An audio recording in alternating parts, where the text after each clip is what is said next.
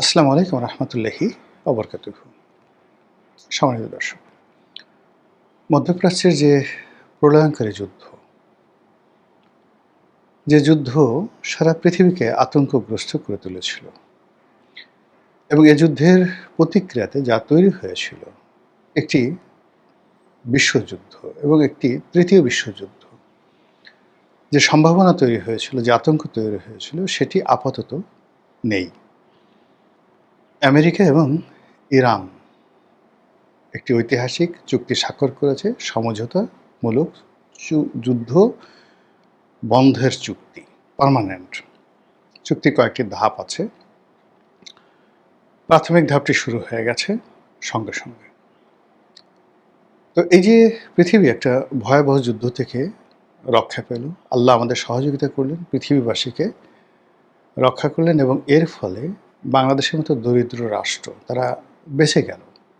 আমাদের fuel crisis, মধ্যপ্রাচ্যে আমাদের শ্রমিক সংকট, শ্রমিক পাঠানো, আমাদের এক্সপোর্ট, আমেরিকার ইকোনমি ধসে পড়ার কারণে আমাদের এক্সপোর্ট যেভাবে ধ্বংস হয়ে যাচ্ছিল, সেই জায়গা থেকে আমরা আবার রিগেইন করতে যাচ্ছি। বাংলাদেশ খুব দ্রুত নতুন কর্মসংস্থান শুরু হবে।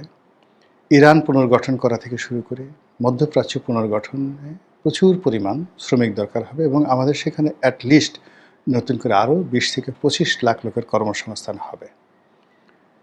অন্যদিকে আমেরিকাও এখন আর আগের মতো দাম্ভিকতা দেখাবে না। তারা লিবারেল হবে, অনেক বেশি লিবারেল হবে। তাদের বায়াররা, তাদের সবাই, তাদের অ্যাডমিনিস্ট্রেশন সেই লিবারেল একটা অবস্থার মধ্যে আমেরিকার সঙ্গে আমাদের যে কোঅপারেশন, ব্যবসা বাণিজ্য, সেটা বাড়তে থাকবে, এটা মনে হচ্ছে। আর মনে হওয়ার কারণে সবার আগে মহান আল্লাহ রাব্বুল আলামিনের কাছে শুকর গুজার করছি, বলছি আলহামদুলিল্লাহ, রব্বানা লাকাল হামদ হামদান কাসিরান তয়্যিবান মুবারাকান ফিহি। দোয়া করছি, আল্লাহ তুমি এই পৃথিবীকে রক্ষা করো, এই পৃথিবীকে রক্ষা করো, মুসলমানদেরকে রক্ষা করো, পৃথিবীর সমস্ত বিশ্বাসী, সে যে ধর্মের হোক, আল্লাহ তুমি তাদেরকে রক্ষা করো। এই পৃথিবীর যত ভালো মানুষ যারা হয়তো হেদায়েতের পথে আছে, আল্লাহ তুমি তাদেরকে রক্ষা করো এবং একটা যুদ্ধমুক্ত পৃথিবী দাও আমাদেরকে। আমাদের যে জেনারেশন, আমাদের পরবর্তী জেনারেশন, আরও কিয়ামত পর্যন্ত যারা থাকবে, আল্লাহ তোমার নাম যারা নেয়, আল্লাহ তুমি তাদেরকে নিরাপদ রাখো, এই দোয়া করছি। এই যুদ্ধ যখন শুরু হলো, পৃথিবীর সব মানুষ যারা ধর্মকর্ম করেন, ইসলাম ধর্মে বিশ্বাসী, তারা মোরললেস শিয়া সুন্নি বিভেদ ভুলে গিয়ে সবাই দোয়া করেছে আমেরিকার জন্য, ইরানের জন্য, এবং ইসরায়েল এবং আমেরিকার জন্য সবাই অভিসম্পাত করেছে। আর যারা ইতিহাস জানেন তারা সবাই বলেছে এই যুদ্ধে আমেরিকা পরাজিত হবে। এবং যারা এই সমস্ত কথাবার্তা বলেছেন, আমি ক্ষুদ্র মানুষ, কিন্তু তারপরেও আমি কথাগুলো বলেছি। ইরান নিয়ে আমার যে পড়াশোনা, সেই পড়াশোনাতে যখন ইরানের প্রথম ডাইনেস্টি শুরু হলো, প্রথমত এখানে একটা সভ্যতা তৈরি হয়েছে। আপনারা জানেন যে ব্যাবিলন সভ্যতা, মেসোপটেমিয়া সভ্যতা, আশেরীয় সভ্যতা, এই সভ্যতাগুলো এমন একটা সময় তৈরি হয়েছে যখন আসলে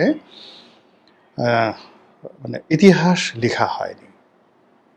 তখন থেকে এই সভ্যতাগুলো তৈরি হয়েছে এবং সেই সভ্যতার সঙ্গে সঙ্গে কন্টেম্পোরারি, ব্যাবিলন, আশিরীয় এবং যাকে বলা হয় সেমেটিক জাতিগোষ্ঠীর গঠন এবং সভ্যতা, এই সবই কিন্তু ইরান কেন্দ্রিক। এর বাইরে যেমন প্রাচীন যখনই রাজত্ব শুরু হয়েছে, তখন একটা গ্লোবাল আপার ইজিপ্ট এবং লোয়ার ইজিপ্ট এবং উত্তর আফ্রিকা, লিবিয়া, আবিসিনিয়া, এসব এলাকা নিয়ে ইজিপ্ট মিশরীয় সভ্যতা, আর সিরিয়া, তারপর ইয়ামেন, এরপর ইরাক, এরপর কুয়েত, এরপর পশ্চিম তীর, গাজা, জেরুজালেম, নাবলুস, নুফুত, হাইল, এই পুরো যে একটা রেজিয়ন রয়েছে, এটিকে বলা হয় বালাদে শাম, শাম রাজত্বের অধীনে একটা এলাকা।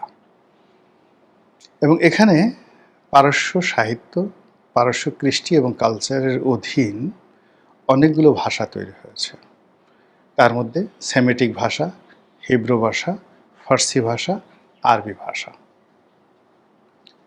তো এই যে সভ্যতা, সেই সভ্যতা কন্টেম্পোরারি আরেকটি সভ্যতা ছিল, সেটা হলো ইজিপশিয়ান, যাকে বলা হয় সিভিলাইজেশন।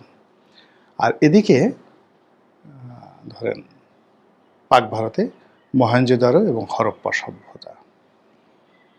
আর ইউরোপে তখন শুরু হয়েছিল আর্য সভ্যতা। এই তো পৃথিবীর ইতিহাস। সেখান থেকে আসলো, চীন দেশে আসলো ফার্স্ট কিং শি হুয়ানটি। পুরো মধ্যপ্রাচ্যে প্রথম সম্রাট সারগন দ্য গ্রেট। এই শুরু হলো রাজনীতির ইতিহাস, শি হুয়ানটি, সারগন দ্য গ্রেট। আর ইউরোপে এবং ভারতে ঠিক ওইরকম রাজাদের ইতিহাস গল্প সাহিত্যে পাওয়া যায়, যেটা অডিসি, ইলিয়াড এবং রামায়ণ এবং মহাভারতে। কিন্তু ওই সমসাময়িক কালে, অর্থাৎ যখন সারগন দ্য গ্রেট ছিল, শি হুয়ানটি ছিল, ঠিক ওই সময়টাতে ভারতের যে রাজত্ব এবং রাজনীতি বা ইউরোপের রাজত্ব বা রাজনীতি, তার কোনো লিখিত ইতিহাস নেই, কিন্তু ওদের ইতিহাস আছে। পারস্যের ইতিহাস প্রথম আমরা যেটা জানতে পারি সেটা হলো হিরোডোটাসের লেখার মাধ্যমে, এবং দ্যাট ওয়াজ ইন্ট্রোডিউস বাই যাকে বলা হয় সাইরাস দ্য গ্রেট, যাকে দ্বিতীয় সাইরাস বলা হয়। তো সাইরাস দ্য গ্রেট খ্রিস্টের জন্মের 550 বছর আগে তার আবির্ভাব হয়, মানে আজ থেকে 2500 বছর আগে বা 2600 বছর আগে। তো তখন থেকে এই জাতিটি আজকে পর্যন্ত অজেয়। তখন থেকে এই জাতিটি ইতিহাসের অন্তত মোর দ্যান 1000 ইয়ার্স, 1000 বছর ধরে কখনো টানা, কখনো বিভিন্ন শেইবে সারা পৃথিবী ডমিনেট করেছে। ইউরোপ ডমিনেট করেছে, আমেরিকা ডমিনেট করেছে, তারা অটোম্যান সম্রাটকে ডমিনেট করেছে, মধ্যপ্রাচ্য ডমিনেট করেছে। ফলে ওদের রক্তের মধ্যে একটা রাজস্বিকতা আছে, ওদের রক্তের মধ্যে একটা কৌশল আছে, ওদের রক্তের মধ্যে একটা সাহস আছে, ওদের রক্তের মধ্যে শাসন করার অনুপম যোগ্যতা রয়েছে, ওদের রক্তের মধ্যে ডিপ্লোম্যাসি, কূটনীতি করার যোগ্যতা রয়েছে। মহাবিপদের মধ্যে তারা হাসতে পারে। আপনি দেখুন, এই যে যুদ্ধ হলো, এই পুরো যুদ্ধের সময়টাতে তারা কত কিছু হারালো, তাদের অল বিগ জেনারেল হারালো, কিন্তু ওদের পররাষ্ট্রমন্ত্রী, তার মুখের হাসি আপনি থামাতে পেরেছেন? একেবারে শেষ সময় পর্যন্ত ওদের ধর্মীয় নেতা আয়াতুল্লাহ আলী খামেনি কিংবা তার পুত্র মোস্তফা খামেনি, আপনি তাদের বক্তব্য বন্ধ করতে পেরেছেন? সেখানে এই যুদ্ধের সময় বেঈমান কাফের মুনাফিক তৈরি করার চেষ্টা করা হয়েছে, মীর জাফর তৈরি করার চেষ্টা করা হয়েছে, হয়নি। বিকজ কিছু জাতি রয়েছে, কিছু রক্ত রয়েছে, কিছু ভূমি রয়েছে যারা মীর জাফর কখনো তৈরি করে না। নেভার এভার তারা কখনো মীর জাফর তৈরি করে না। সেখানে অনেক মোসাদের এজেন্ট আছে, তারা ধরা পড়ে, তারা কখনো মীর জাফরের মতো, মোশতাকের মতো রাষ্ট্র ক্ষমতায় বসতে পারে না। ওখানে যারাই আসে, সেটা ইভেন রেজা শাহ পাহলভীর মতো লোকও যখন আসে, তাদের প্রথম থাকে ইরানিয়ান ডাইনেস্টি, ইরানিয়ান জাতীয়তাবাদ। তো এই জাতিকে আসলে কেউ দাবিয়ে রাখতে পারে না। অন্যদিকে সেই তুলনায় যদি আপনি আমেরিকার ইতিহাস ধরেন, as a student of history, as a student of philosophy, political philosophy, তো সেই দিক থেকে আসলে আমেরিকার যে ইতিহাস, সেই ইতিহাসটা তারা আসলে একটা সুযোগ পেয়ে গেছে, প্রকৃতির একটা সুযোগ।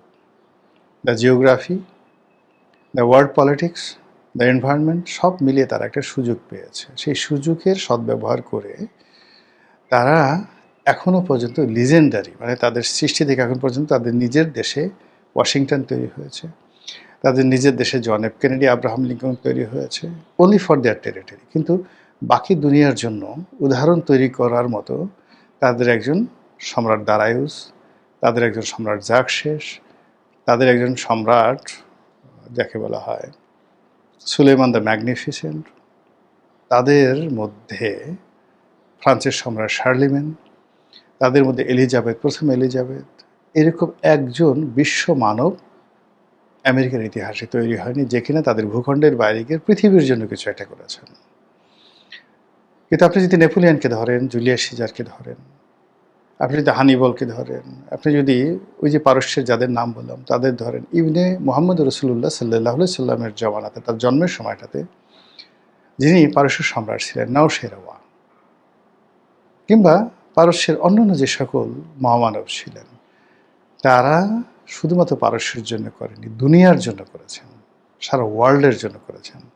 তো যে জাতি হাজার হাজার বছর ধরে পৃথিবীর জন্য কাজ করে, পৃথিবীর উন্নয়ন ঘটায়, নিজের জাতির উন্নয়ন ঘটায়, দেশের উন্নয়ন ঘটায়, সে জাতিকে কখনই কোনো আর্টিফিশিয়াল ইন্টেলিজেন্স দিয়ে, কোনো হাইব্রিড নেশন দিয়ে কখনই তাদেরকে দমন করা যায় না।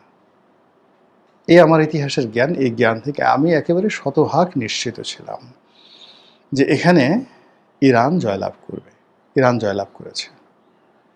এবং ইরানের উপরে সেই 1979 সন থেকে এখন পর্যন্ত যে মার্কিন যুক্তরাষ্ট্রের স্টিম রোলার চলেছে, যে ক্ষয়ক্ষতি হয়েছে এই যুদ্ধের ফলে, ইরান সব কিছু সুদে আসলে আদায় করে নিয়েছে এবং আগামীতে তার পরাশক্তি হওয়া এবং সব কিছু আদায় করে নেওয়া যে সময়ের বিষয়।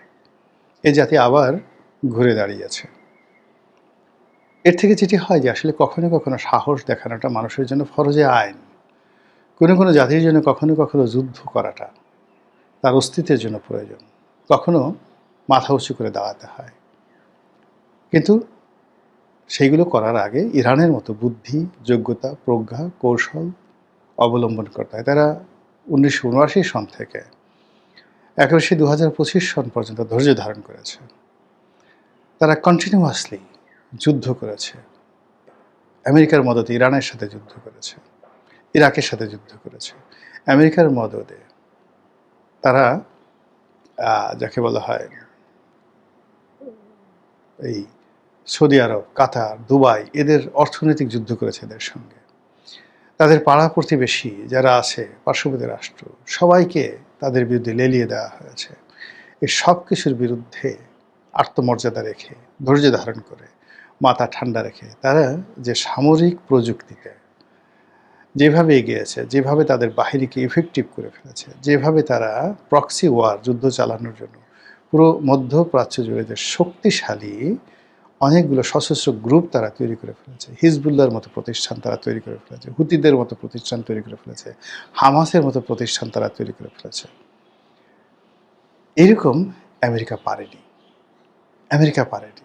না পেরে তারা শুধুমাত্র তাদের যে রেগুলার ফোর্স, এই রেগুলার ফোর্স দিয়ে যে যুদ্ধ, এটা 15 দিন চলতে পারে, কিন্তু লং রানে গেরিলা যুদ্ধ করার জন্য আপনার যে বাহিনী লাগে, কনভেনশনাল বাহিনীর বাইরে চলে যেতে হয়। এটা আমরা ভিয়েতনাম যুদ্ধে দেখেছি, এটি আমরা সেই কিউবার যুদ্ধে দেখেছি, অ্যাঙ্গোলার যুদ্ধে দেখেছি। তো সেক্ষেত্রে এই যে কনভেনশনাল যে যুদ্ধ রয়েছে, তার বাইরে গিয়ে নন কনভেনশনাল যুদ্ধ চালানোর জন্য যে সক্ষমতা, যেটা ইরান তৈরি করে ফেলেছে, এবং সেটা যদি আমেরিকার তো ভাগ্য ভালো, যদি সেই যুদ্ধে তারা যেত, যে দুর্ভোগ দুর্দশায় তারা আফগানিস্তানে পড়েছিল, তার সে 100 গুণ দুর্ভোগ দুর্দশা নিয়ে তাদেরকে ইরান থেকে আসতে হতো। আমেরিকাকে আল্লাহ সেভ করেছেন, ইরানকে সেভ করেছেন, বিশ্ববাসীকে সেভ করেছেন। আল্লাহর কাছে প্রার্থনা, আল্লাহ এই যুদ্ধের ফলে ওদের যা ক্ষয়ক্ষতি হয়েছে এগুলো কাটিয়ে দিন। আর তার সঙ্গে সঙ্গে আমাদের ক্ষতি হয়েছে, ইউক্রেনের যুদ্ধ এবং আমেরিকার যুদ্ধ আমাদের অনেক সর্বনাশ করে ফেলেছে, আমাদের ব্যবসা বাণিজ্যের 12টা বেজে গেছে। এই যে পরিবর্তিত বিশ্ব, পরিবর্তিত পরিস্থিতি, এখান থেকে আমাদের দেশের স্বার্থ আদায় করা, স্বার্থ সংরক্ষণ করা, এবং এই সুযোগটি, যুদ্ধোত্তর একটি পৃথিবীতে যে সুযোগ তৈরি হয়েছে, এই সুযোগটি কাজে লাগানোর জন্য যে দক্ষ অভিজ্ঞ লোকজন রয়েছেন, কেউ হয়তো দেশে আছেন, কেউ হয়তো দেশের বাইরে আছেন, কেউ হয়তো অন্য দেশে আছেন, সবাই যৌথভাবে আমরা সরকারের সঙ্গে হাতে হাত মিলিয়ে, কাঁধে কাঁধ মিলিয়ে, রাজনৈতিক দলের সাথে কাঁধে কাঁধ মিলিয়ে, রাজনৈতিক বিভেদ ভুলিয়ে এই সুযোগটাকে যদি আমরা কাজে লাগাতে পারি, 1 থেকে 1.5 বছরের মধ্যে বাংলাদেশ বুমিং হয়ে যাবে, আনবিলিভেবলি বুমিং হয়ে যাবে। আল্লাহ আমাদের সবাইকে হেদায়েত দান করুন, হেফাজত করুন। আসসালামু আলাইকুম ওয়া রাহমাতুল্লাহি ওয়া বারাকাতুহু।